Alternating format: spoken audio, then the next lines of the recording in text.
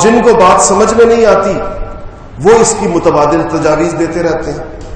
کوئی کہتا ہے کہ اس کے پیسے جمع کر کے ملک کا قرضہ اتار دو، کوئی کہتا ہے اس کے پیسے جمع کر کے ڈیم کے لیے دے دو، اس کے چندے کے اندر ڈال دو.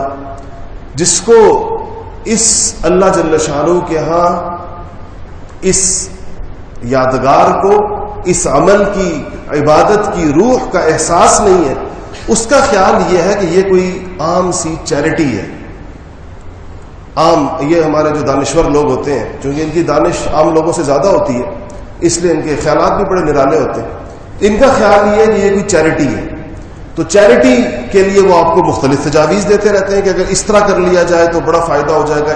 یہ ان کے ذہن میں نہیں ہے کہ یہ کہ عبادت ہے، مستقل عبادت ہے جس کو اللہ جل شانہ ایک ہر دور کے اندر تجاویز آتی رہتی ہیں. ایک صاحب نے ایک زمانے میں تجویز پیش کی تھی کہ نماز کا مقصد جو ہے نا وہ ایکسرسائز ہے، ورزش. تو فرض نمازیں 5 دن کے اندر جو انسان پڑھتا ہے اس کے آدھے گھنٹے لگتے ہیں. تو اگر کوئی آدمی آدھے گھنٹے کی نماز پڑھنے کی بجائے آدھا گھنٹے کی واک کر لے تو شریعت کا مقصد پورا ہو جاتا ہے.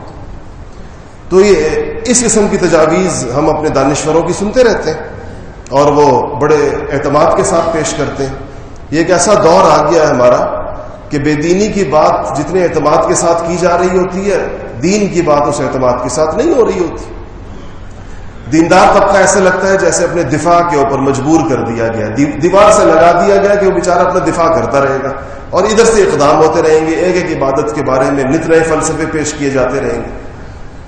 تو انہوں نے بڑا ایک زمانے کے اندر یہ خیال مقبول ہوا تھا، انہوں نے کئی نام لیے تھے. ان صاحب نے کہا تھا کہ نماز پریڈ ہے اصل میں، اور یہ جو ہے یہ ڈسپلن سکھانے کے لیے. تو اگر کوئی صبح صبح پریڈ کر لے اور جو ڈسپلن سکھانے کی جو پی ٹی وغیرہ ہوتی ہے، اس سے بھی ان کا نماز کا مقصد حاصل ہو جاتا ہے.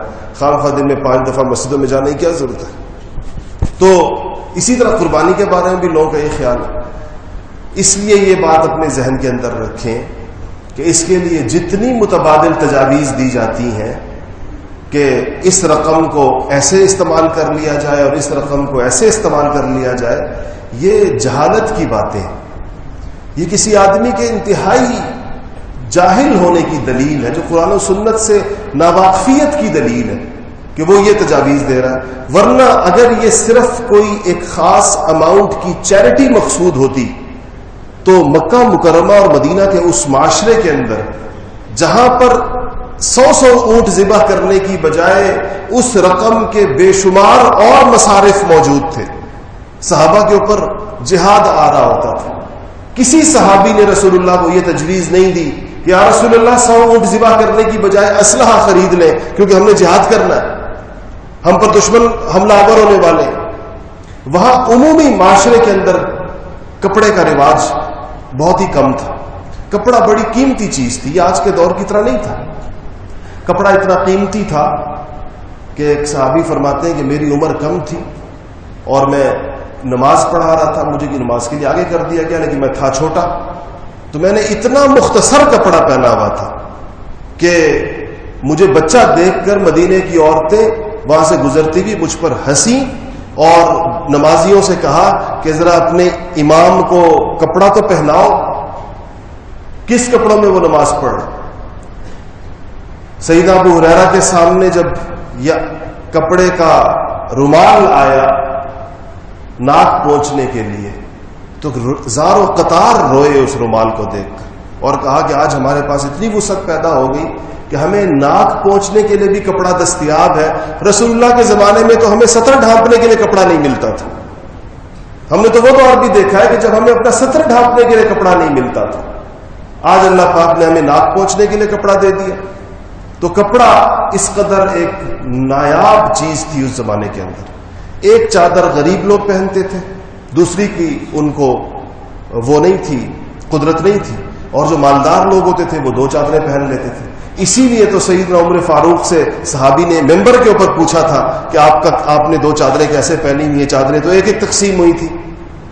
امیر المؤمنین سے یعنی سیدنا عمر فاروق کے زمانے تک بھی کپڑے کی نایابی کا یہ عالم تھا کہ خلیفۃ المسلمین کے جسم کے اوپر، امیر المؤمنین کے جسم کے اوپر اگر 2 چادریں نظر آئیں تو صحابی نے پوچھا ان سے کہ جو غنیمت میں مال آیا تھا وہ تو ایک ایک چادر تقسیم ہوئی تھی، آپ کو بھی ایک ملی تھی، ہمیں بھی ایک ملی تھی، آپ کے بدن پر دو کہاں سے نظر آ رہی ہیں؟ عمر فاروق کو اپنے بیٹے عبداللہ ابن عمر کو کھڑا کر کے کہا کہ اس نے اپنی چادر مجھے دی ہے، بیٹے نے اپنی چادر باپ کو دی ہے، وہ دوسری چادر میں نے اپنے لباس کا حصہ بنائی ہے، اور عبداللہ ابن عمر سے گواہی دلوائی کہ تم بتاؤ تم نے اپنی چادر دی ہے یا میں نے کوئی بیت المال سے خیانت کی؟ تو اس معاشرے کے اندر بھی یہ تجویز صحابہ کے ذہنوں کے اندر کبھی نہیں آئی کہ جانور ذبح کرنے کی بجائے اگر کچھ کپڑا خرید کر غریبوں میں تقسیم کر دیا جائے تو کتنا اچھا ہوگا اور اس سے لوگوں کو کتنا زیادہ فائدہ ہوگا۔ یہ آج صرف ہمارے ذہنوں میں کیوں آتی ہیں؟ کبھی آپ نے اس پہ سوچا؟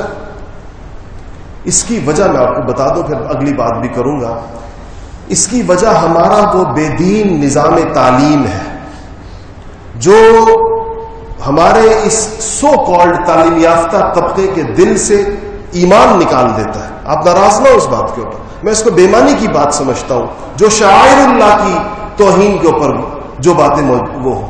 یہ ہمارے ہاں اللہ جل شانہ کی عظمت، رسول اللہ صلی اللہ علیہ وسلم کے ساتھ ایک والہانہ اور عاشقانہ تعلق، اور شریعت کے احکامات کی دل کے اندر اہمیت، یہ قربانی کے بارے میں اللہ پاک نے فرمایا۔ قربانی کی سیاق کے اندر یہ آیت آئی ہے کہ وَمَن يُعَظِّمْ شَعَائِرَ اللَّهِ فَإِنَّهَا مِن تَقْوَى الْقُلُوبِ، کہ یہ قربانی اللہ تعالیٰ کے شعائر میں سے ہے، اور جو اس شعائر کی تعظیم کرے گا، اس کا احترام کرے گا، اس کو سر آنکھوں پہ رکھے گا، فَإِنَّهَا مِن تَقْوَى الْقُلُوبِ، اس کو دلوں کا تقوی نصیب ہوگا۔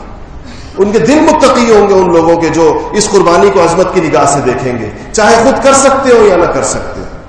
اللہ پاک نے سب پر نہیں واجب فرمائی، لیکن اس عمل کو عظیم الشان سمجھیں گے، اس عمل کو اللہ جل شانہ کے حکم کو دیکھتے ہوئے اس کو ایک عظیم الشان عبادت سمجھیں گے۔ ہمارا نظام تعلیم جو کہ بچپن سے کسی اور ہی ڈھب کے اوپر ہوتا ہے، تو اس کے نتیجے میں جب انسان زیادہ پڑھ لکھ لیتا ہے تو اس کے دل کے اندر اس پوری شریعت کے اوپر ایک ناقدانہ نگاہ ڈالنے کا جذبہ پیدا ہوتا ہے۔ اس کے دل میں آتا ہے کہ ساری شریعت کے احکامات کو دوبارہ سے دیکھنا چاہیے، اثر نو دیکھنا چاہیے، جو چیزیں ہماری عقل کے خلاف ہیں اس کو نکال کر ایک نئی شریعت کی تشکیل کرنی چاہیے، ایک نئی شریعت بنانی چاہیے۔ تو یہ اسی ایسے موقعوں کے اوپر پچھلے میں نے جمعے کے اوپر عرض کیا کہ حج پر اگر کوئی جا رہا ہے تو بہت سے لوگوں کو اس پر ہی بڑا اشکال ہوتا ہے کہ 2 لاکھ 4 لاکھ روپے میں حج کرنے کی کیا ضرورت ہے؟ کوئی اور کام تو ہے نہیں، جا کر یا چکر لگانے ہیں یا کنکر مارنے ہیں یا میدانوں میں رہنا ہے، اور 4-5 لاکھ اس پہ لگ جاتے ہیں۔ تو یہ 4-5 لاکھ کے کئی مصارف اور لوگ بتاتے رہتے ہیں لوگوں کو کہ اپنے پڑوسیوں کو دے دیں اور یہ کر دیں اور وہ کر دیں۔ تو عبادات کو اس طریقے کے ساتھ کسی بھی اور کام سے ریپلیس نہیں کیا جاتا۔ جو عبادات شریعت کے اندر ثابت ہوں، ہاں نفلی جو چیزیں ہوتی ہیں، جو چیزیں نفل ہوں، اس کے بارے میں وقت کے اعتبار سے فیصلے آتے ہیں کہ کسی وقت کسی چیز کی اہمیت بڑھ جاتی ہے اور کسی وقت کسی چیز کی اہمیت بڑھ جاتی ہے۔